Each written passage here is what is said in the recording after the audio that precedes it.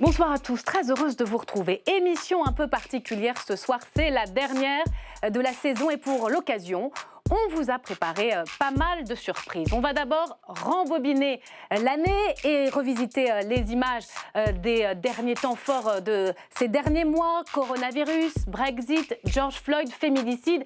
Que disent les mots de l'actualité sur l'époque que nous traversons? Et pour répondre à cette question, deux fils rouges en ma compagnie ce soir, l'essayiste Caroline Forest et l'éditorialiste Jean-Michel Apathy. Ils nous diront finalement ce qu'ils ont retenu de cette saison. Et puis tous nos chroniqueurs seront en plateau ce soir et vous allez le voir, ils se sont tous surpassés. Ça vous regarde avant la quille, c'est parti, on y va.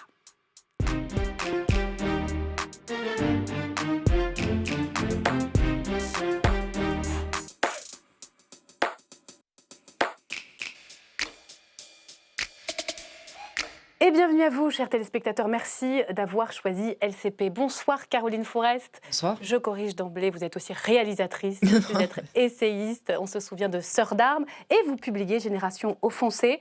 Il y a déjà quelques mois, déjà chez Grasset, mais en plein dans l'actualité, toujours cette jeune génération qui découpe un peu la société en identités blessées. Et qui finit par imposer une forme de police de la pensée. On y reviendra. Bonsoir, Jean-Michel Apathy, c'est un plaisir de vous accueillir. On va revisiter l'année en votre compagnie, la saison septembre-juillet. Mais quel flair, vous aussi, vous avez publié un livre. J'ai un accent. Eh oui. Et alors, et voilà, celui du Sud-Ouest? Ça gêne quelqu'un? Moi, j'ai un accent du Sud-Ouest, mais vous aussi, vous avez un accent. Un accent quoi? Je ne sais Parisien? pas. On a tous un accent. C'est vrai. On n'a pas le même, mais nous avons tous un accent. Mais vous dites qu'on est un peu intolérant dans ce livre avec les accents. On en parlera. En même temps, on a quand même un accent fort du Gers, du Sud-Ouest, à Matignon. Je ne sais pas si vous avez conseillé le président pour ce choix, mais en tout cas... Non, il ne m'a pas demandé mon avis. On l'entend, cet accent. On en parlera aussi. Bonsoir à nos chroniqueurs. Raphaël Legendre, merci d'être avec nous pour cette dernière de la saison. On va parler économie. Vous êtes journaliste à l'Opinion. Et vous aussi, vous avez pioché dans l'actu éco, au fond, ce qui vous a le plus marqué. Enfin, bonsoir Thomas. Bonsoir Myriam. Thomas Després de la rédaction d'LCP. Vous avez demandé, vous, aux députés, ce qu'ils retenaient de ces derniers mois. Mais d'abord, vous le savez, pour les fidèles de Ça vous regarde, c'est Stéphane qui ouvre toujours le bal. Mais Stéphane Blakowski, si j'ai bien compris, n'est pas vraiment en studio ce soir. Alors non Myriam, je ne suis pas en studio, malheureusement, j'ai pas pu venir parce qu'on s'était mal entendu sur les dates et moi je suis déjà en Corse, voilà. En tout cas, moi, l'événement de l'année, il n'y a pas de doute, c'est tout simplement Noir, le film de Jean-Pascal Zadi. Ça faisait très très longtemps que je n'avais pas autant ri au cinéma.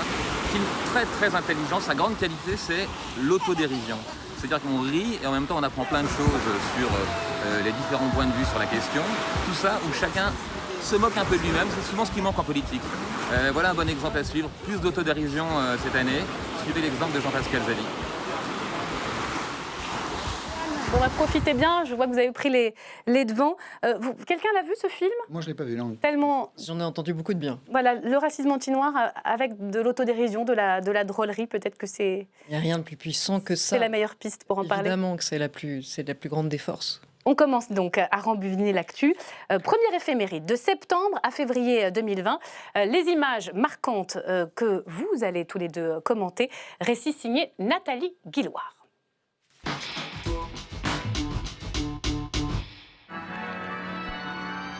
L'année commence par la disparition d'un ancien président. Jacques Chirac décède ce 26 septembre et c'est toute la classe politique qui témoigne de son émotion. Un dernier hommage lui est rendu à l'Assemblée. Jacques Chirac, son nom même claquait comme un slogan, tandis que tout son corps exprimait cette passion républicaine qu'il animait depuis sa jeunesse. Dans les tribunes, 4 personnalités, Alain Juppé, Édith Cresson, Jean-Louis Debré et Patrick Ollier. Un adieu à leur ancien président. Une journée sombre, également marquée par un nuage toxique qui apparaît juste au-dessus de la ville de Rouen. L'usine Lubrizol est en feu et suscite l'inquiétude des habitants qui vont rapidement demander des comptes. L'Assemblée a adopté. 2 chiffres, 55 pour, 17 contre. Le match est terminé. Le résultat est applaudi, les députés sont debout. C'est le vote de la PMA à l'Assemblée en première lecture. Le projet de loi bioéthique est une chance et même un privilège pour notre pays. Sur ces questions, comme sur tant d'autres, la France est regardée, la voix de la France est écoutée. Nous sommes fortes, nous sommes fières, et féministes et radicales et en colère. Féminicide, ce sera le mot de cette fin d'année. La manifestation contre les violences faites aux femmes est un succès et compte près de 50 000 personnes à Paris. On est ici pour rendre hommage à toutes les femmes qui sont mortes sous les coups de leur conjoint ou leur ex-conjoint et qui sont mortes parce qu'elles sont femmes en fait, et c'est un vrai problème.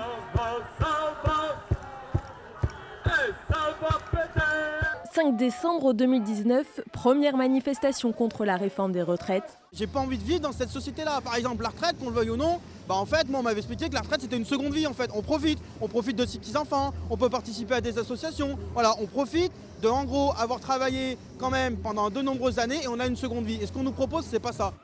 Durant 2 mois, les transports sont bondés et c'est aussi le grand retour des vélos sur les routes. Et ça me fait les jambes, tant mieux. C'est cool, ça permet d'être dehors, ça fait faire du sport. Un objet, la valise. Le début de l'année commence par la grande évasion de Carlos Ghosn. Il arrive à s'échapper du Japon de cette valise, une histoire rocambolesque qui aboutit à la conférence de presse la plus surréaliste de l'année. Je n'ai pas échappé à la justice. J'ai fui l'injustice et la persécution. La persécution politique. Continuez, monsieur le Premier ministre. Tout le monde garde son calme. C'est le moment où Édouard Philippe va annoncer le 49.3 en pleine réforme des retraites. J'ai décidé d'engager la responsabilité du gouvernement sur le projet de loi instituant un système universel de retraite. Non pour mettre fin au débat, mais pour mettre fin à cet épisode de non-débat, à un Parlement privé de sa fonction éminente de faire la loi. Un fond noir, un ton sobre. Benjamin Griveaux, candidat à la mairie de Paris, se met hors jeu des municipales. J'ai décidé de retirer ma candidature à l'élection municipale parisienne. Cette décision me coûte, mais mes priorités sont très claires. C'est d'abord ma famille, vous l'aurez compris. Une déclaration à seulement 1 mois du premier tour. Il y a des choses très différentes dans ces premiers mois de la saison, Caroline Fourest. Quelle est l'image que vous retenez? Quelle est l'image dans ce qu'on vient de voir sur laquelle vous avez envie de réagir en premier? J'ai presque envie de vous dire que je ne les retiens pas parce que d'habitude, quand on fait une rétrospective, il y a des souvenirs plus ou moins enfouis. Mais comme on a vécu un événement tellement perturbateur, une pandémie mondiale, ça fait comme une césure. Ça écrase tout le reste. Il y a un monde d'après. Et donc là, on a l'impression presque de regarder des images en noir et blanc, en fait. Et du coup, c'est presque... Tout est fait, forme un tout. J'arrive même plus à distinguer. Le combat des femmes ou la PMA, j'aurais pensé. Oui, mais le combat des femmes, pour moi, alors à ce moment-là, je remonte aux années 70 et ça fait longtemps. Mais le mot féminicide, par exemple, je pense que c'est un apport dans le débat parce que ça permet de souligner effectivement qu'il y a des morts qui ne correspondent pas à des morts naturelles et qu'il faut continuer à déconstruire ce qui mène à ces morts. Jean-Michel Apathy, vous piochez dans quoi? Peut-être 2 images, oui, quand même. Jacques Chirac, parce qu'il y a un paradoxe Chirac. L'action de Jacques Chirac n'a jamais convaincu personne. Il a toujours été mal élu à la présidence de la République. Et Bernadette Chirac disait les Français n'aiment pas mon mari. Et puis, quand il meurt, il y a un courant de sympathie. Alors, pourquoi existe-t-il ce courant de sympathie? Il y a sans doute beaucoup de nostalgie. Peut-être qu'on pense davantage à l'homme qui a connu De Gaulle. Et alors, ça nous renvoie à des années qu'on imagine glorieuses plutôt que l'homme politique lui-même. Nous avons, on le retrouvera peut-être dans la soirée, beaucoup de problèmes avec la construction de la mémoire en France. Oui, on en parlera. Et on en parlera. Et peut-être que la deuxième image, c'est les retraites, parce que je pense que les retraites devraient rester en tant que sujet d'étude comme l'un des échecs pédagogiques les plus considérables de ces dernières années.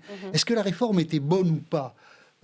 Chacun a une opinion, mais enfin le gouvernement n'a convaincu personne du changement de système. Alors les problèmes financiers, on les a devant nous depuis longtemps pour financer la protection sociale, mais changer de système, compter différemment les points de retraite, alors ça, Emmanuel Macron et Édouard Philippe ont patiné complètement dans l'explication. C'est une erreur de le remettre sur la table aujourd'hui? Oui, parce que c'est justement cette première partie, oui, bien sûr. système par points, qui devrait être rediscuté. Oui, alors ou que le financement. tous les partenaires sociaux ici Oui, opposent, personne même le n'en MEDEF. veut. Oui, bien sûr que c'est une erreur, évidemment. Parce qu'ils n'ont pas été bons le premier coup, je ne vois pas pourquoi ils seraient géniaux le deuxième. Enfin, on verra bien. On va les laisser écrire eux-mêmes leur film. Et du coup, on voit Édouard Philippe qui est parti, qui a quitté Matignon sous les bravos. Mais là, l'image du 49-3, c'était pas sa meilleure période, celle-là. Donc voilà, là aussi, on avait un peu oublié toujours les problèmes de mémoire. Pour revenir, une réaction sur les retraites, vous êtes d'accord avec Jean-Michel Apathy, c'est pas franchement le moment? Bien sûr qu'on a plus les moyens de ce débat. C'est ça qu'on est en train de réaliser tout doucement. C'est que c'était un luxe de pouvoir débattre de est-ce qu'on change de système de retraite ou pas. À partir de septembre, des faillites vont s'enchaîner, des Français vont perdre des emplois en cascade. Et on ne peut pas se permettre d'avoir des mouvements sociaux par-dessus. On ne peut pas. On n'en a plus les moyens, tout simplement. Raphaël, en même temps, plus de chômeurs, ça veut dire moins d'argent dans les caisses des retraites. Et en même temps, 30 milliards, c'est ça aujourd'hui. Si je peux compléter, les retraites, c'est quand même le sujet fondamental en France qui fait qu'on n'arrive pas à équilibrer nos finances publiques depuis des années. On est le pays où les gens rentrent le plus tard sur le marché du travail, où ils partent le plus tôt. C'est pour ça qu'Emmanuel Macron a expliqué à la mi-juin qu'il faudrait travailler pour produire plus face à la crise, notamment. Et il pensait à l'allongement de la durée de cotisation. Et cette réforme des retraites permettait enfin de poser le sujet financier, car c'est le sujet financier qui est important en réalité dans cette réforme. Le budget des retraites, c'est quasiment autant que le budget de l'État dans sa totalité. Et ce financement n'était plus viable, on le voyait bien.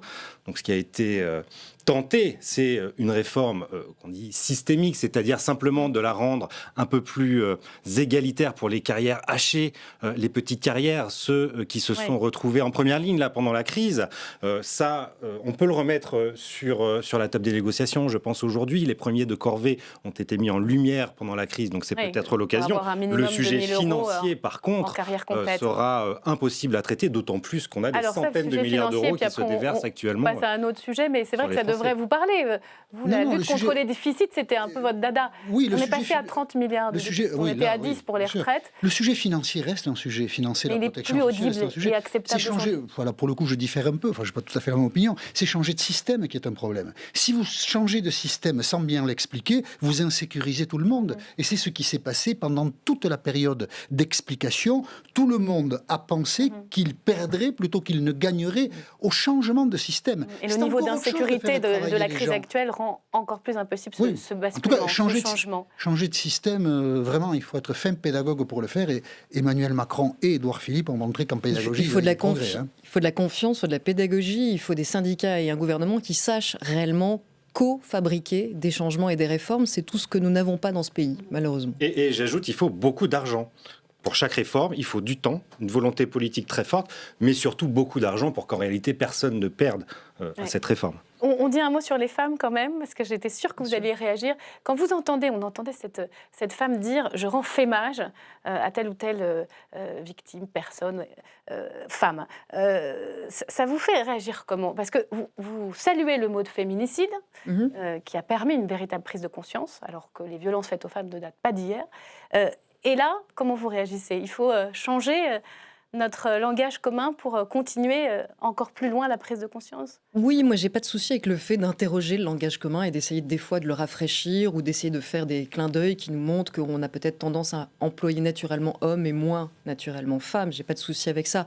Par contre, des fois, il y a des termes qui sincèrement non seulement n'aident pas à convaincre ceux qu'on essaie de faire évoluer, mais en plus nous mettre dans des impasses sémantiques. Donc, quand c'est le cas, j'essaie des fois d'alerter. Il y a des moyens d'action aussi. Vous avez vu évidemment ces campagnes d'affichage, tout ça, ça contribue à l'électrochoc.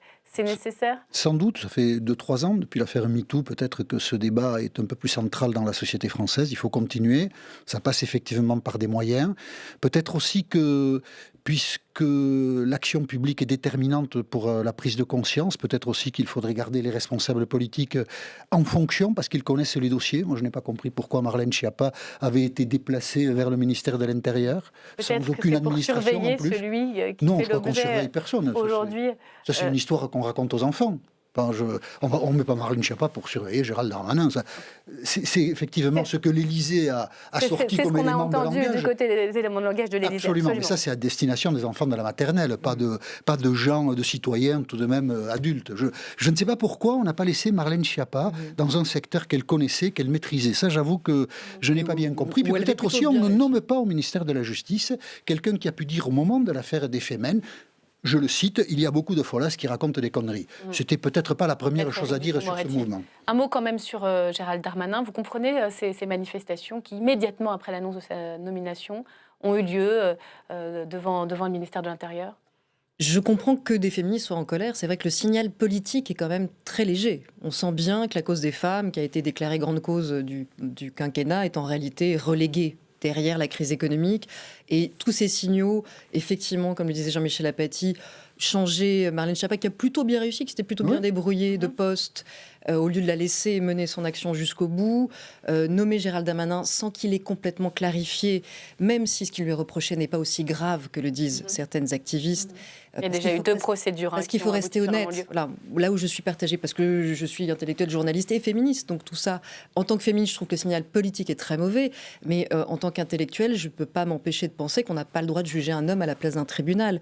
Quand je vois des pancartes Darmanin égale violeur, c'est pas juste, parce que c'est pas ce dont il est accusé dans une des 2 affaires. L'autre affaire, il en a été quand même plutôt sorti blanchi, même s'il y a techniquement encore une procédure en cours, c'est plutôt pour des raisons techniques. Donc on peut être juste. Alors, on peut être juste sur les faits et considérer quand même que le signal politique n'est pas bon. Vous êtes d'accord avec ça? Oui, plutôt. Je trouve que puisque Gérald Darmanin et Emmanuel Macron ont pris la décision de cette nomination alors qu'il y a une plainte pour viol, la société doit analyser la situation telle qu'elle est. Gérald Darmanin est accusé. On ne peut pas, sur le plan des principes, dire de quelqu'un qu'il est accusé de quoi que ce soit, qu'il ne peut pas exercer une fonction. Ça n'est pas possible. Déjà, la politique vit sous un régime particulier.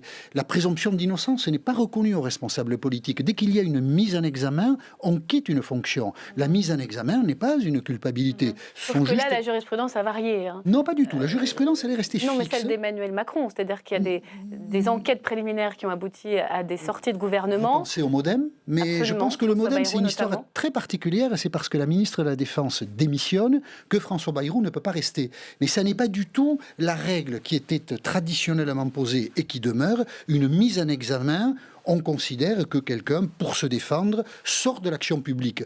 Une accusation, c'est encore autre chose. On accuse quelqu'un, mais pour le coup, moi, Gérald Darmanin, je ne sais pas s'il est innocent ou coupable. Je n'ai aucun moyen de le savoir. La politique, elle est énorme quand même. Mais ils l'ont décidé. D'accord, moi je ne l'aurais pas nommé Gérald Darmanin, mais ça a été décidé comme ça. Donc ensuite la société est placée devant un problème. Le président explique qu'il a eu une discussion d'homme à homme, c'est l'expression. L'expression n'est pas heureuse. L'expression n'est pas heureuse. Vraiment ce qui s'est passé, les faits. Et on peut considérer qu'Emmanuel Macron se complique la vie plutôt qu'il se la simplifie. Mais c'est son problème. Une fois que la décision est prise, la société doit répondre à cette question. Est-ce que quelqu'un qui est accusé doit se voir interdire d'une fonction? On ne peut pas répondre oui à cette question. Je pense qu'il faut être attentif à la douleur des femmes. Et la culture de domination masculine dans nos sociétés nous ont rendu trop longtemps sourds à ces douleurs. Donc, d'une certaine manière, que des manifestations aient lieu, c'est une bonne chose, c'est la démocratie. Mais ensuite, en conscience, dire qu'une accusation suffit à interdire une fonction, ça me paraît être dangereux. Donc l'argumentation d'alerter sur une démocratie d'opinion dans laquelle on basculerait, vous y êtes sensible, c'est celle qu'a utilisée le président de la République. Attention, seule la justice est capable de... C'est pas que pour la question des droits des femmes, c'est en train de devenir une forme de démocratie dangereuse. C'est vrai que c'est une démocratie très aléatoire, où les règlements de compte, les manipulations, les diffamations peuvent tenir lieu de tribunal. Et ça n'est pas acceptable, que ce soit pour des cas aussi graves et terribles que la présomption de viol, ou en l'occurrence là plutôt d'abus de faiblesse, que d'autres cas. Ça révèle des personnages qui sont peut-être pas très sympathiques, mais de là à traiter comme s'ils avaient été jugés, condamnés pour des faits aussi graves, qui sont des délits, qui sont des crimes, on doit tous garder le sens de ces nuances, parce que ces nuances font la qualité de notre démocratie. Vous vouliez nous parler des femmes aussi? Mais oui, le gendre dans, c'est ce qui a marqué la fin de l'année 2019, des femmes et de l'Europe. 2 événements majeurs, Christine Lagarde, nommée à la présidence de la Banque Centrale Européenne, puis Ursula von der Leyen, qui prend la présidence de la Commission début décembre. 2 femmes qui sont aujourd'hui au cœur de la survie de nos économies partout en Europe. On n'en parle pas beaucoup en France, mais si Emmanuel Macron peut aujourd'hui faire valser les milliards comme ça, eh bien, c'est notamment grâce à l'Europe, grâce à la BCE, qui, sous la présidence de Christine Lagarde, a mis en place un plan de rachat de dette de 1350 milliards d'euros, c'est-à-dire assez pour éponger en réalité la dette Covid de l'ensemble des États membres de la zone euro, et Ursula von der Leyen et sa commission qui ont mis en place un plan de relance, alors sous l'impulsion franco-allemande aussi, d'Emmanuel Macron et d'Angela Merkel, il faut le dire, mais d'un plan de relance de 750 milliards d'euros, et sur les 100 milliards d'euros du plan de relance français, dont a parlé Emmanuel Macron mardi lors de son interview, il y a 40%, 40 milliards, près de 40 milliards viendront de l'Europe. Ça, peut-être qu'on ne l'entendra pas beaucoup, parce qu'on aime bien dire que c'est nous, les Français, qui sommes les plus forts, mais sans l'Europe, on aurait quand même 40 milliards d'euros. Jean-Michel Apathy, l'accord franco-allemand a fait la une partout en Allemagne, et on n'en a pas beaucoup parlé en France. Ces 2 femmes-là, qui sont vraiment au centre de la gestion de crise, on en parle peu, personne ne connaît Ursula von der Leyen. Non. Pourquoi ? La faute à nous, les médias ? La faute à qui ? Peut-être que la femme la plus importante de cette scène, c'est une 3e femme. C'est quand même la chancelière allemande Angela Merkel. Parce que nous, en France, dépenser des milliards qu'on n'a pas, on y est habitué. Alors, on peut signer tous les accords de la Terre, on le fait depuis longtemps d'ailleurs, pour vivre comme ça, à crédit. En Allemagne, la culture est très différente. Et il faut une foi européenne à Angela Merkel, qui est sans doute une dirigeante exceptionnelle. On s'en rendra compte quand elle partira. 75% d'opinion favorable après quasiment 30 ans de... Réélu 3 fois. Vous savez, la 5e République n'a jamais réélu de président de la République. Jamais. Sur son action. C'est sûr que ça fait rêver les Français. Réélu 3 fois dans un monde où les présidents de la République ne font plus 2 mandats. Je veux dire, elle a vraiment battu ce record dans un contexte où on sait que la politique est périmée, diffamée et reléguée très très vite. Avec des actes d'une générosité incroyable. En 2015, sur les réfugiés, 1 million de réfugiés syriens, un courage extraordinaire. Nous l'avons, nous, dirigeants français, nous, enfin la France, les dirigeants, insultés pratiquement à ce moment-là. Et sa foi européenne dans cette affaire est extraordinaire. Vraiment, nous devrions prendre exemple sur des personnages comme ça. On va y revenir d'ailleurs tout à l'heure, parce que la manière dont la chancelière et le président français ont géré, enfin en tout cas ont nommé la crise est très différente. Thomas, c'est votre tour. Alors, normalement, votre mission, c'est de passer vos journées à l'Assemblée. Qu'est-ce que vous avez fait ? Qu'est-ce que vous avez préparé ? Eh bien, on a fait la même chose aujourd'hui, comme d'habitude. On a été à la rencontre des députés. On leur a demandé... en Corse. Non, pas comme Stéphane, mais on a demandé, nous, aux députés, ce qu'ils avaient pensé de cette année, de dresser le bilan de cette saison. Alors, quel était l'homme ou la femme forte de cette année ? Quelle image ils ont retenue ? Eh bien, écoutez.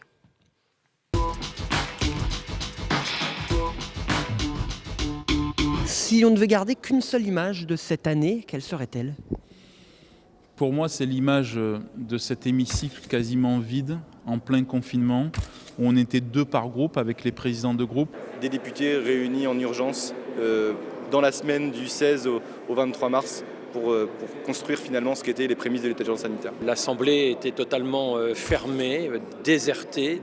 On avait interdiction d'y circuler. C'était pendant des semaines et des semaines totalement impressionnant, et ça, je crois que je le garderai en mémoire toute ma vie. L'homme ou la femme de la saison, selon vous, c'est qui ? Son conteste, Édouard Philippe, qui a été un très grand Premier ministre. Chaque fois, il a fait face. Il a été en transparence, il a expliqué. Moi, je trouve qu'il a été vraiment l'homme de la situation, et c'est lui que je retiendrai. Si vous deviez garder une image de cette année parlementaire, ça serait laquelle ? L'éclatement des groupes parlementaires, parce que je crois que c'est symptomatique de cette volonté de réduire la place du Parlement dans notre système institutionnel, finalement la place du politique dans le fonctionnement de notre État. Édouard Philippe, arrivant à la tribune de l'Assemblée après un conseil des ministres qui était censé être consacré à la situation sanitaire pour nous annoncer le 49.3 sur la réforme des retraites. J'ai décidé d'engager la responsabilité du gouvernement sur le projet de loi instituant un système universel de retraite. Qui à la fois nous libère, mais qui est obligé de prendre un acte qu'on ne pensait pas avoir à vivre. Soit la loi, elle se construit avec les députés, soit on ne sert à rien. Je suis plutôt favorable à ce qu'elle construise avec les députés. Ça résume la manière dont le gouvernement voit, et M. Macron voit l'Assemblée nationale, c'est-à-dire comme un marchepied sur lequel on s'essuie. Ce sont les foucades, les provocations, parfois les insultes ou les mensonges qui sont proférés par les élus de la France insoumise. Nos collègues sont peu nombreux, mais se caractérisent par justement une série de comportements qui ont souvent provoqué un mal à l'aise, je dirais généralisé dans les travées de l'hémicycle. Selon vous, qui a été l'homme ou la femme politique de l'année? Cette année, si je dois parler d'une figure qui me semble extrêmement importante sur le plan politique, c'est Assa Traoré, qui, sur la question du racisme, de l'antiracisme, des violences policières, est devenue une figure politique. Moi, je pense que celle qui, cette année, a montré la justesse de ses choix, c'était Anne Hidalgo. Olivier Véran, qui est devenu ministre dans des conditions extrêmement difficiles et dans une situation inédite et extrêmement compliquée.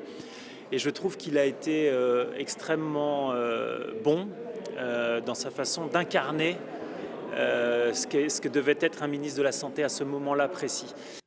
Jean-Michel Apathy, elles vous surprennent ces réponses? Je vous voyais hausser le sourcil sur Édouard Philippe. Oui, c'est amusant qu'Édouard Philippe, notamment pour hommage à celui qui n'est plus là. Oui, pour beaucoup de députés de La République En Marche qui n'ont pas encore compris pourquoi Édouard Philippe c'est dur à digérer. Du coup, quand on leur offre un micro, à défaut d'être franc du collier, de dire on n'a pas compris, ils disent quand même, il était bien celui-là. Sur le 49.3, puisqu'on est sur la chaîne parlementaire, tout de même, on critique beaucoup le 49.3, mais il faut quand même savoir que dans les républiques précédentes, il y a eu 24 gouvernements en 12 ans de 4e République et 99 gouvernements en 65 ans de 3e République. Et donc la 5e ? La 5e République rationalise le Parlement. Quelqu'un peut déposer une motion de censure et puis on voit si le gouvernement a la confiance ou pas. Donc le 49.3, ça n'est que le premier acte d'une machine démocratique. Tu penses qu'il faut peut-être un peu aller changer les institutions, en finir avec l'homme providentiel qui est en face de l'état de grâce à la disgrâce? 99 gouvernements en 65 ans. Là-dessus quand même, hein. Il ne faut pas oublier tout ça. Hein. Et excusez-moi juste, 99 gouvernements, toutes les années 30, l'Allemagne réarme et les gouvernements français tombent les uns après les autres, la débâcle de 40. Ah oui, oula. Non. L'alerte est grave. Et la guerre d'Algérie, la 4e. On vit une telle défiance démocratique qu'il va bien falloir se poser la question de comment faire rejouer un rôle plus important au Parlement néanmoins.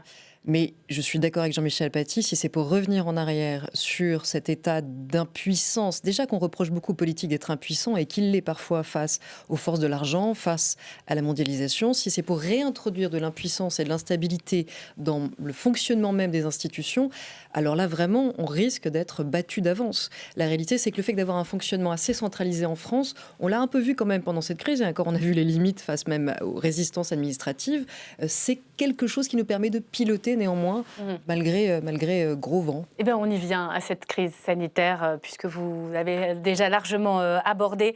Mars, juillet, c'est évidemment le coronavirus qui écrase tout. Récit en images d'Ahmed Tazir.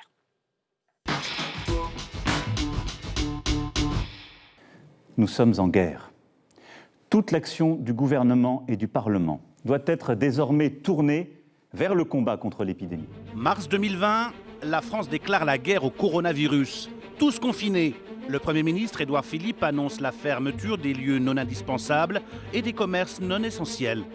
Il s'agit notamment des restaurants, cafés, cinémas, discothèques. La France est paralysée, les masques sont rares, les hôpitaux débordés, le personnel soignant à bout de souffle.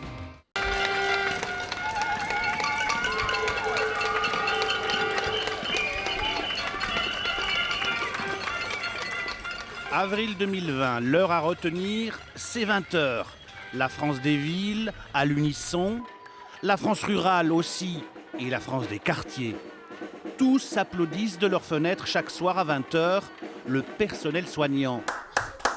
C'est important de les applaudir? Oui, c'est très important parce qu'elles font un travail très difficile, donc il faut les encourager. La crise du Covid-19 agit comme un révélateur des inégalités. C'est aussi de nouvelles solidarités.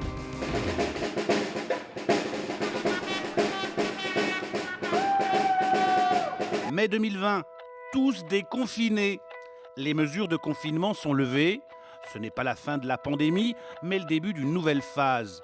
Nous nous réjouissons tous, évidemment, que le chiffre de personnes en réanimation soit descendu de plus de 7000 au moment du pic à moins de 2000 aujourd'hui. Juin 2020, c'est une couleur, le vert. Lyon, Strasbourg, Bordeaux, au moins une trentaine de listes soutenues par les Verts se sont imposées lors des élections municipales. Près de 2 millions de Français vivent désormais dans une commune gérée par une liste écologiste. À Bordeaux, le nouveau maire n'en revient pas. Moi, je porte l'écologie depuis quelques années. J'ai connu des heures fastueuses, comme ce soir. J'ai connu aussi des basses eaux. Mais je me suis toujours accroché en étant persuadé qu'un jour, je serai en phase avec les Bordelaises et les Bordelais. Ce soir, j'ai la conviction, il n'y a qu'à voir l'ambiance qu'il y a dans cette cour du Palais Rohan. J'ai vraiment conscience d'être parfaitement en phase avec les aspirations des habitants de Bordeaux. Juillet 2020, et voici le nouveau Premier ministre. Jean Castex va devoir imprimer un style différent de celui de son prédécesseur. Nouveau Premier ministre, nouveau gouvernement. Des départs, celui de Christophe Castaner et Nicole Belloubet. Des arrivées aussi avec Roselyne Bachelot et surtout Éric Dupond-Moretti. Un ténor du barreau, pas très au fait des us et coutumes dans l'exercice très particulier des questions au gouvernement. Entre les prétoires et l'hémicycle, l'ambiance n'est vraiment pas la même. Non, je vous en prie, c'est déjà compliqué pour moi, c'est une première. J'aimerais que vous me laissiez au moins m'exprimer. Est-ce qu'on décompte les interruptions? Non, on ne décompte pas. Ah ben voilà. On souffre en silence. On souffre en silence. Voilà Éric Dupond-Moretti et le gouvernement Castex prévenu.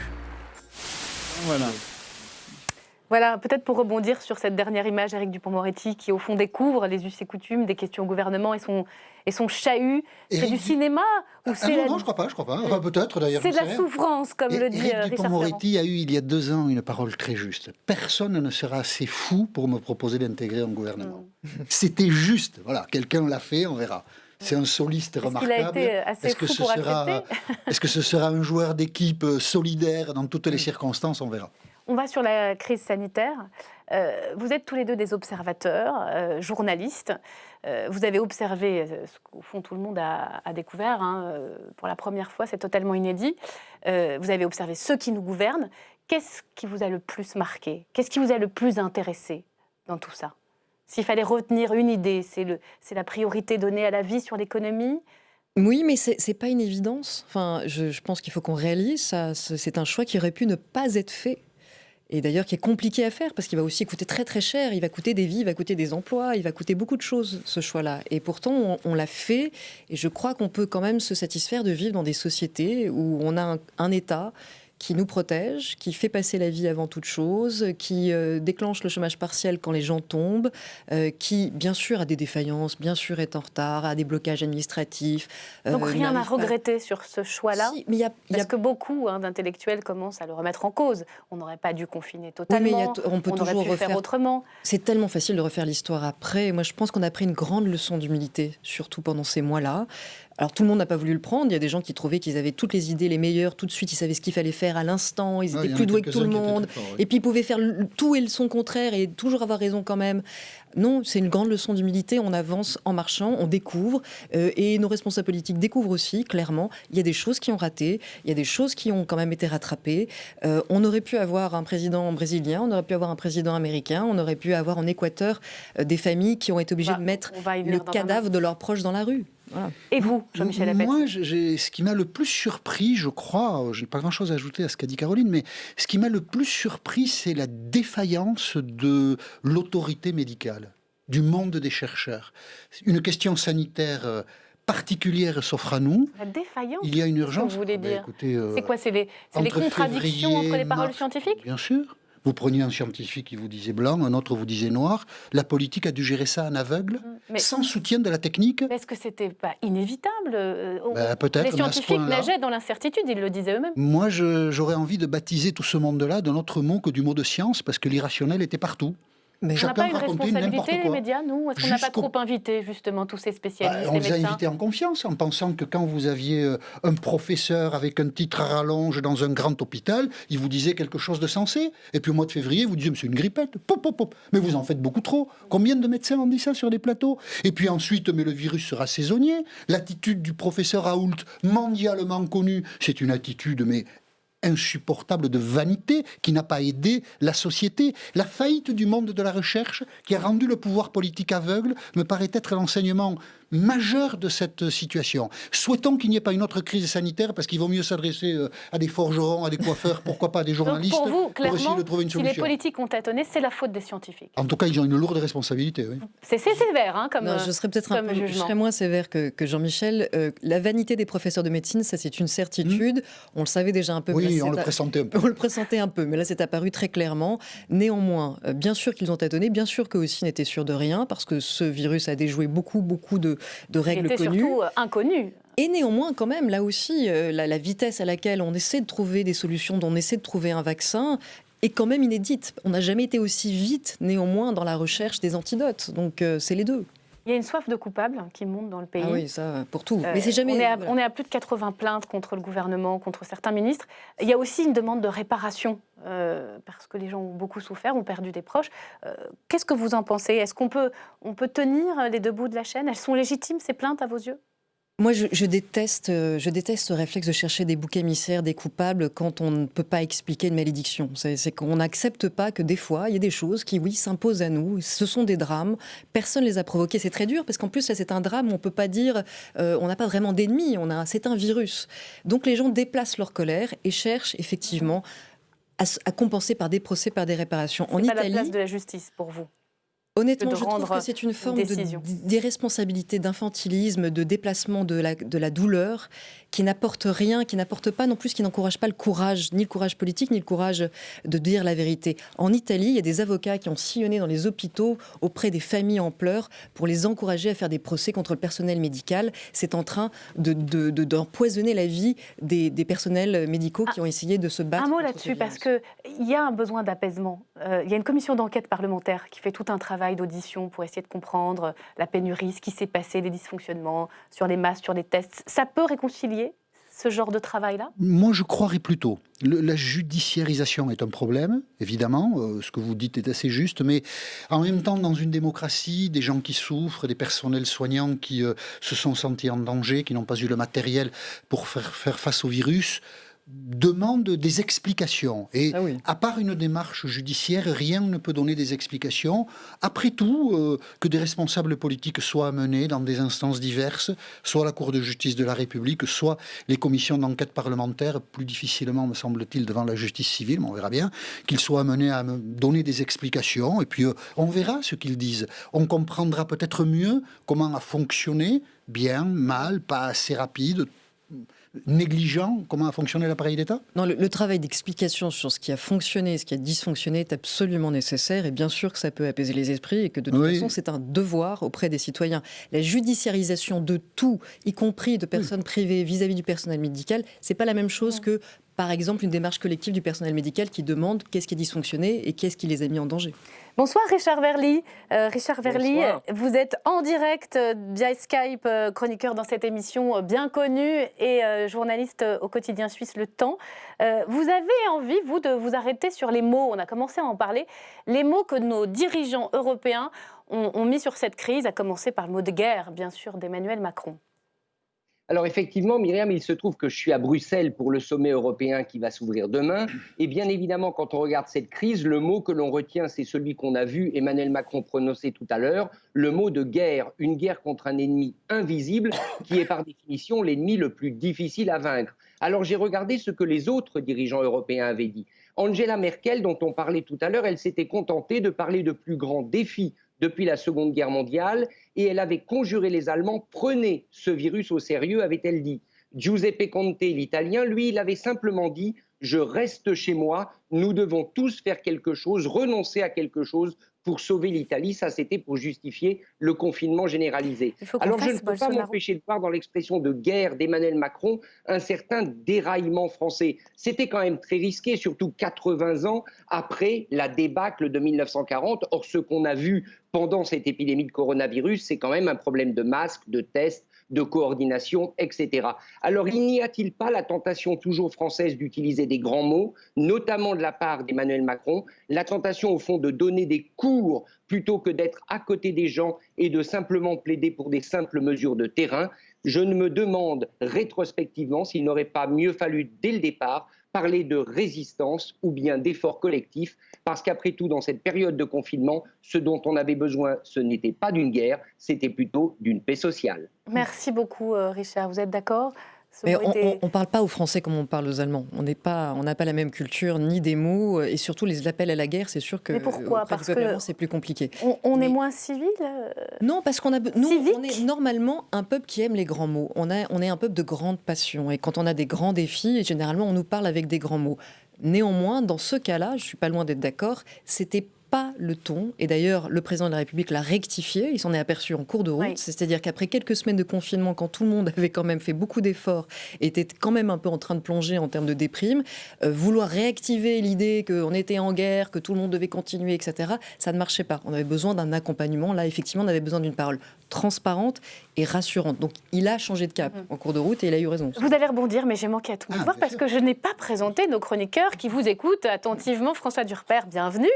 Chronique américaine dans un instant. Vous nous faites vivre le feuilleton haletant de cette campagne américaine, et Camille Saferis qui partage un apéro hebdomadaire avec des députés pour nous les faire mieux connaître, en tout cas différemment. La chronique de Richard Verly était intéressante à écouter parce que Emmanuel Macron a parlé du mot guerre, mais Angela Merkel parle du plus grand défi depuis la Seconde Guerre mondiale.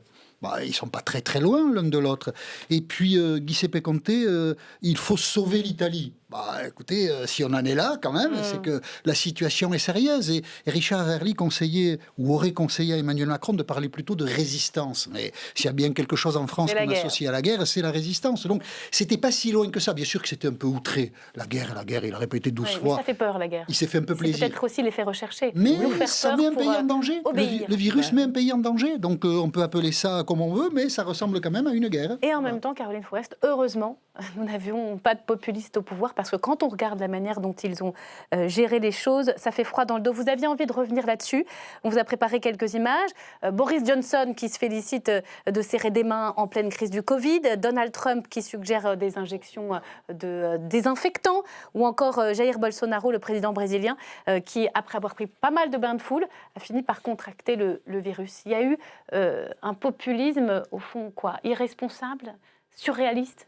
Mais c'est terrible. C'est-à-dire que vivre une pandémie, on n'y peut rien. On pouvait difficilement y échapper. Mais par contre, avoir en plus d'une pandémie mondiale des irresponsables pareils, des grands enfants narcissiques, complètement incompétents, qui vont jusqu'à faire des bains de foule pour montrer qu'il ne faut pas avoir peur, que c'est super de se contaminer, c'est terrible. Moi, finalement, ça m'a presque plus angoissée que le virus. Je me suis dit, mais comment on a pu laisser le monde entre les mains de ces gens-là, et comment on va sortir, parce qu'on est tous interconnectés. Alors évidemment, on ne peut pas voter ni aux États-Unis ni au Brésil, mais les votes qui se passent aux États-Unis ont de l'impact sur nous, notamment.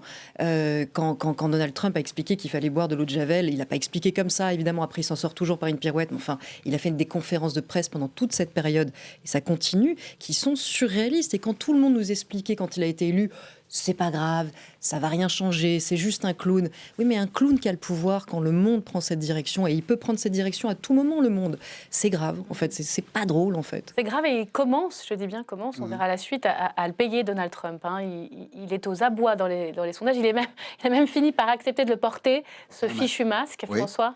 Oui, c'est ça. Alors, on peut évidemment décliner en disant c'est du populisme sanitaire. Quand il s'adresse aux Américains et qui dit « Moi, en fait, on m'a dit, j'ai entendu, les témoignages disent que l'hydroxychloroquine, ça marche mieux que ce que dit Fauci, qui est pourtant le médecin en chef à la Maison-Blanche. » Donc, c'est la première chose. C'est évidemment le caractère anti-science de tout cela. Il y a la recherche de boucs émissaires. Dès le départ, ce virus, il n'est pas américain, il n'est pas européen, il est chinois. China virus. Et puis ça se termine avec le Trump virus, parce que les Américains, évidemment, recherchent un autre bouc émissaire. Ils se disent, c'est Donald Trump qui est responsable de tout cela. Il avait du temps pour préparer et il n'a pas préparé.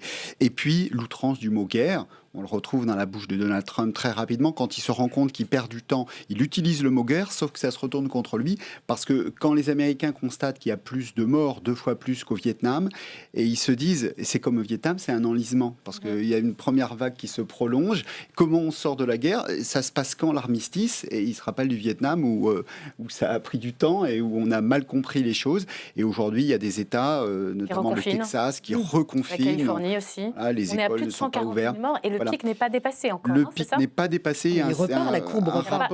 Effectivement, reparti exponentielle. le dernier rapport est assez inquiétant, disant 200 000 morts en plus d'ici novembre. Peut-être, c'est pas certain évidemment, mais ça fait partie des hypothèses.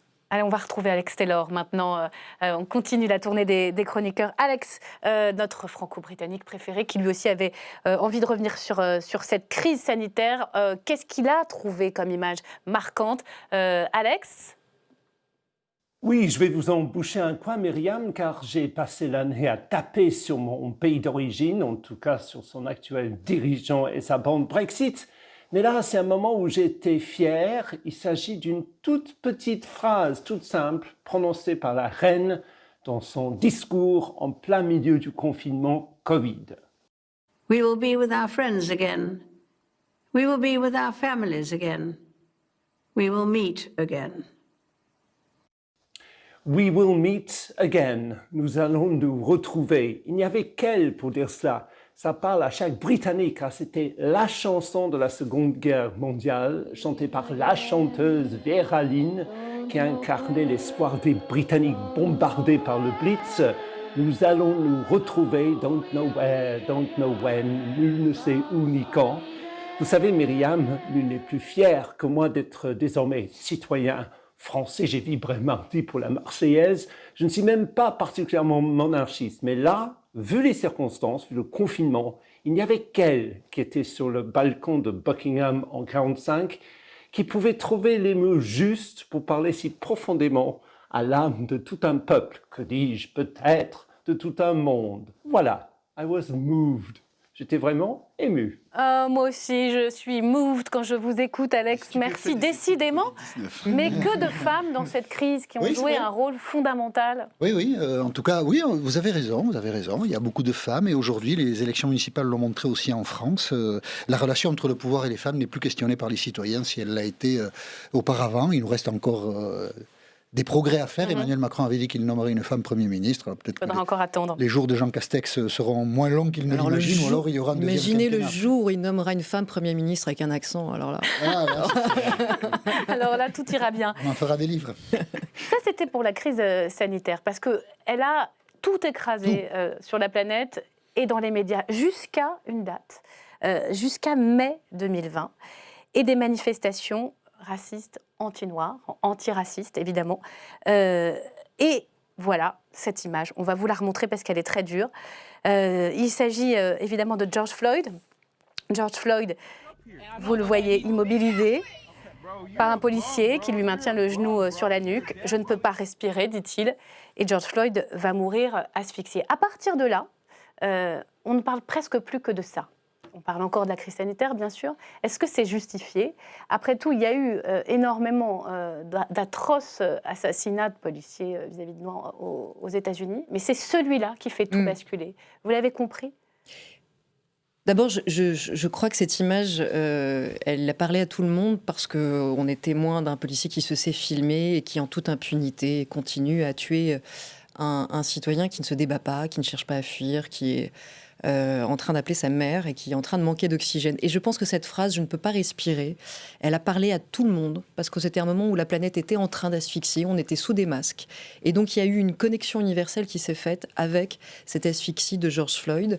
Et ça, c'est le beau côté de cette histoire, parce que dans toutes les pandémies mondiales, après la peste et d'autres, généralement, c'est pas l'antiracisme qui flambe, c'est plutôt le racisme. On mure les gens et on cherche des boucs émissaires. Ceci dit, cette histoire n'est pas terminée.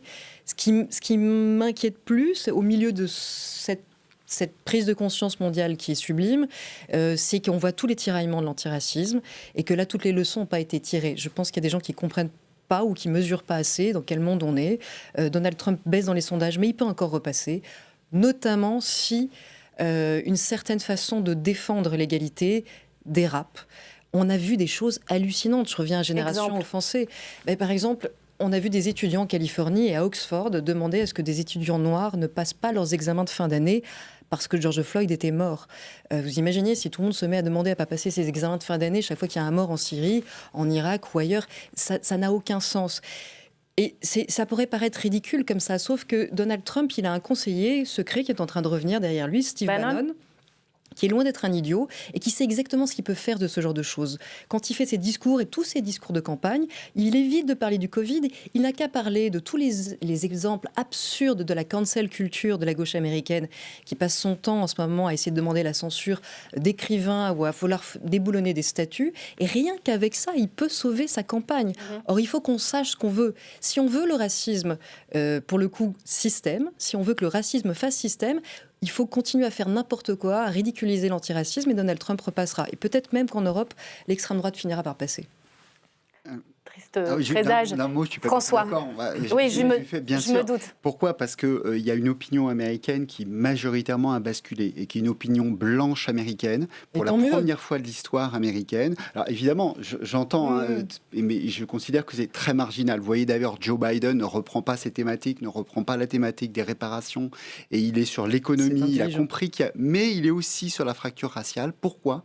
Parce qu'aujourd'hui, 54% des blancs américains disent, parmi les 3 problèmes, il y a la question raciale. On pensait que l'élection d'un noir allait changer les choses, mais il y a vraiment cette question raciale. François, qu'on soit d'accord, il n'est pas question de nier la question raciste, parce qu'on est dans un pays aujourd'hui, beaucoup de blancs s'en saisissent. Et ça, c'est Black Lives Matter aussi. Non, mais ça, c'est très bien. Ça, personne n'est contre. Un mouvement féministe, un mouvement blanc. Le combat contre le racisme est universel. Tout le monde se sent concerné par le combat antiraciste. On est absolument tous pour. C'est nécessaire et ça part dans sa campagne. Là, on parle des excès liberticides menés contre des artistes, contre la culture, qui est une forme d'intimidation intellectuelle qui dérape et qui salit ses combats. Caroline, vous êtes aux États-Unis. Quand on parle de statut dans le sud des États-Unis, vous connaissez le sud des États-Unis. Derrière, vous avez des suprémacistes blancs qui ne sont pas du tout, qui ne me parlent qu'avec leurs armes. Justement, il y a eu les États-Unis, le déboulonnage, allez-y. Parce que c'est important, et là où François, je suis d'accord avec vous, c'est pas la même chose d'avoir un débat sur des statuts de négriers dont le seul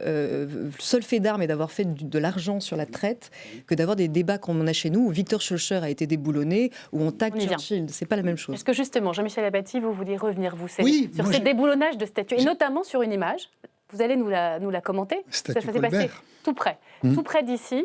Il y a eu beaucoup de manifestations d'ailleurs dans le monde entier. On a vu des statues dévissées, déboulonnées. Et puis, juste à côté du Palais Bourbon, donc, de la peinture rouge. La statue Colbert. Pour cadrer quand même le débat, puisque dans les sociétés occidentales, il y a des gens qui, bien sûr, le fait est loin, mais ils s'en sentent les héritiers, ont une sensibilité particulière à la question de l'esclavage ou bien à la question de la colonisation. Dans le sillage du meurtre de George Floyd, ils nous ont amenés à nous questionner sur l'histoire. Comment écrivons-nous l'histoire et comment fabriquons-nous la mémoire de l'histoire ?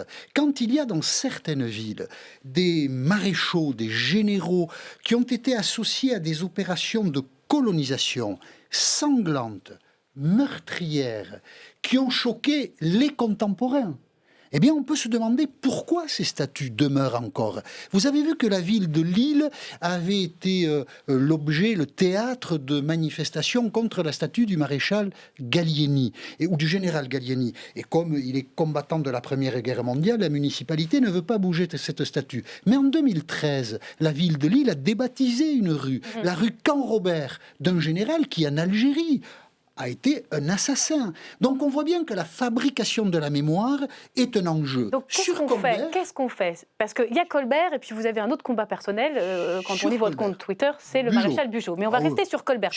Colbert, il faudrait expliquer, ministre des Finances, Louis XIV, on est sur quelque chose de l'histoire française. Alors on va pas réécrire l'histoire, parce qu'on ne l'a pas écrite, l'histoire de Colbert. Colbert, quand il meurt en 1683, la garde royale protège l'église Saint-Eustache. On enterre Colbert de nuit. Pourquoi ? Parce que les gilets jaunes de l'époque veulent faire un sort au cercueil de Colbert. Parce que Colbert, pendant 20 ans, il les a matraqués d'impôts. Et le peuple de Paris, quand Colbert meurt, il invente une chanson à l'attention de Dieu. Il a pillé Paris, il va piller le paradis. Et alors on donne un salon à Colbert. La statue, j'en sais trop rien en fait. Mais un salon à Colbert. L'Assemblée nationale, dans sa sagesse, a donné des noms de musiciens ou de peintres à ces salons. Sauf un, Colbert. Bon, Colbert qui a pillé les caisses du roi et qui a une aile à Bercy. Rappelons-le, le code noir, c'est aussi Colbert. Il faut l'expliquer. Qu'est-ce qu'on honore exactement quand on donne le nom d'une aile Colbert à Bercy? Le grand architecte de l'économie ou le pilleur du trésor de l'État? On se pose cette question-là. Donc en fait, pour vous, il y a trop d'ambiguïté. Et un nationalisme, parce que Colbert, ça ferait beaucoup. Et un nationalisme absolu qui fait qu'on ne doit pas réviser l'histoire. Mais bien sûr qu'il faut toujours questionner l'histoire. Bien sûr, alors ça, évidemment qu'il faut toujours questionner l'histoire. Évidemment que la représentation statuesque et les plaques dans l'espace public disent quelque chose d'aujourd'hui et de notre regard sur hier. Et que bien sûr, ce regard doit être en permanence renouvelé, qu'on puisse faire de nouvelles statues, de nouvelles plaques, par exemple peut-être un peu plus de femmes, qu'on renouvelle ce regard, c'est une évidence. Mais qui doit décider ce genre de choses? Justement, le problème... Qui décide le curseur? Le général Bugeaud? C'est l'Algérie française, c'est vraiment le salaud notoire, vous l'expliquez. Bon, Colbert, ça peut être plus compliqué. Ça doit être une délibération citoyenne, où on pose le pour, le contre. On doit accepter quand même qu'il y ait, surtout si on parle des siècles passés, des fois des parts d'ombre, et que néanmoins, il existe des grands hommes qui ont des pardons, parce que tous en ont. Pardon, moi, si je commence à vouloir déboulonner tous les gens qui ont été homophobes et sexistes, alors excusez-moi, il ne restera plus personne. On aura des numéros. Et Colbert, ce n'est pas une part d'ombre. Hein. Le pillage du trésor de l'État était public, notoire. C'est intéressant de dire que d'abord, il n'y a pas qu'une part d'ombre, il y en a plusieurs, qu'elle commence à être très lourde et qu'effectivement, quand on fait le bilan, peut-être que c'est la part d'ombre qui l'emporte. Et si la part d'ombre l'emporte, peut-être qu'effectivement, on peut envisager autre chose. Allez, on aurait pu vous laisser continuer à débattre. Le temps presse, alors rapidement. Parce il y a eu dans cette maison... Je ne voudrais pas qu'on trappe certains chroniqueurs. En juin 1845, un débat sur l'asphyxie des Algériens par Bugeaud. C'est-à-dire qu'il n'y a pas d'anachronisme à jeter un regard négatif sur le maréchal Bugeaud. Il a effrayé ses contemporains.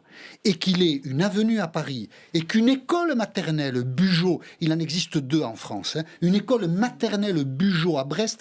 Les habitants de Brest ont fait une pétition en 1985 contre cette école-là. Et nous en sommes toujours là. Le message est passé. Nous avons quelque chose d'indécrottable en nous. L'histoire de France, on ne peut plus la toucher. Mais vous ouvrez la boîte de Pandore et vous êtes là pour ça. Je suis heureux d'avoir pu le faire. François. Je doute de ses effets. Mais ça doit être une délibération néanmoins. Je voudrais qu'on termine, pas qu'on termine, mais qu'on avance avec vous sur une bonne nouvelle sur ces saisons. Parce que sur cette saison, on a vraiment souffert, on peut le dire. Il y a de quoi se réjouir aussi. Vous avez envie de nous parler d'espace. C'est-à-dire qu'on était en plein Covid-19 aux États-Unis. Alors, c'est un événement qui pourra se lire de différentes manières. Hein. Je parle de SpaceX, du retour dans l'espace. Mais pour les enfants du monde entier, il y en avait peut-être en France, peut-être aux États-Unis, il y en avait peut-être partout. Ils ont vu ces images-là vraiment avec la même lumière dans les yeux qu'au moment de la Lune. Et la Lune, c'était aussi des enjeux géopolitiques. Donc évidemment, c'est ce départ dans l'espace. C'est une nouvelle ère dans la conquête de l'espace. Alors, on va se dire, bon, à quoi ça sert? Les Américains retournent dans l'espace, ils y sont allés déjà plusieurs fois.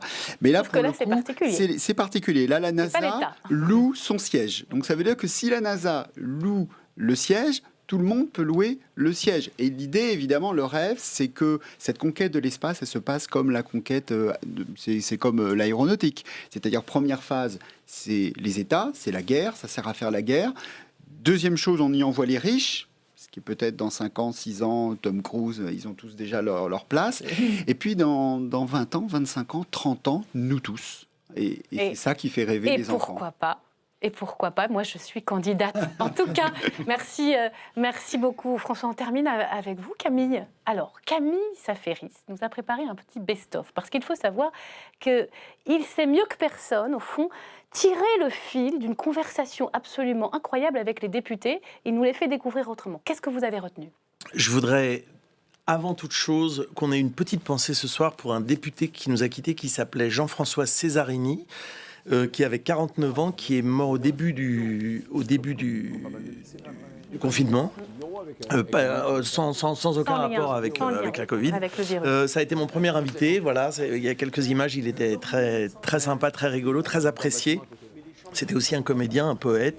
C'était un peu le beau gosse de l'Assemblée. On avait bien rigolé. Voilà, c'est le premier. Il a essuyé les plâtres et voilà. Je voulais qu'on ait une pensée pour lui. On se souvient très bien. Et puis sinon, oui, je vous ai préparé un petit best-of parce que c'est vrai que les députés sont quand même assez surprenants. En général, ils sont drôles. Oui, ils peuvent être drôles. Je témoigne. Parfois passionnés, parfois passionnants, parfois les deux. Ils ont parfois un peu du mal à sortir de la langue de bois, de la rhétorique comme ça, c'est parfois un peu difficile. Mais il y a des vrais gens quand même, avec des vraies histoires, avec un passé, avec souvent une vocation, peut-être un peu contrariée parfois aussi. Mais ils ont quand même vraiment joué le jeu, ils se sont prêtés au jeu et je les remercie pour ça. Voilà. La langue de bois, vous avez pris des cours ? Pas du tout. Donc la langue de bois, c'est naturel chez vous ? J'ai appris... Non, c'est pas naturel. Vous savez très bien que s'il y a une question qui est dérangeante, c'est en fonction de la manière dont la réponse pourrait être utilisée pour piéger celui à qui elle a été posée. J'ai rien compris. Vous voyez ? Est-ce que le tailleur est de droite ?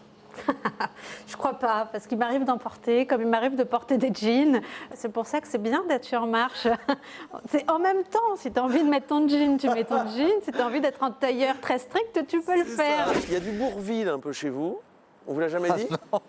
Une fois, oui, sur le sourire, ouais. Et il y a du Spock un peu. Ah, c'est terrible. 2022, Giscard à la barre. Ça pourrait être un slogan, mais je ne suis pas sûr que ça soit très porteur. Vous allez pouvoir ressentir le t-shirt. Je pense que je ne rentrerai pas dedans.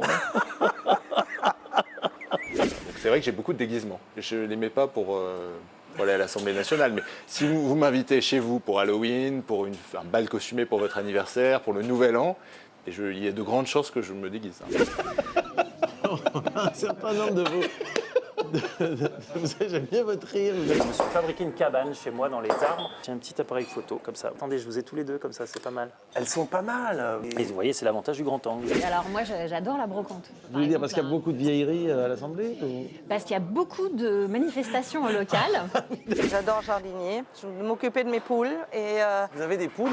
J'ai des poules. C'est pas vrai. Combien de poules ? 4. Des rousses, des poules pondeuses. Hein. Et il faut mettre les œufs la veille ou l'avant-veille avec les truffes. Déjà, la truffe parfume les œufs. C'est un bar, on a bien sûr la partie officielle de mon bureau où je travaille. Et donc, on boit un petit coup. Hein. Et le soir, pareil. Et j'ai une bonne clientèle. On m'a dit que je ressemblais à une actrice nord-américaine, oui, effectivement. C'est qui, laquelle ? C'était Alberi. Ah, mais c'est vrai! Non, c'est pas vrai. Ah, si. Ah, si. Ah, non, c'est flagrant. Non, c'est quand même non, très mais net. si vous essayez de me faire rougir, ça marchera pas. Voilà. Le prof nous avait dit, dans votre classe, il y en aura au moins un qui sera député. Mais je pense qu'il devait le dire à toutes ses classes.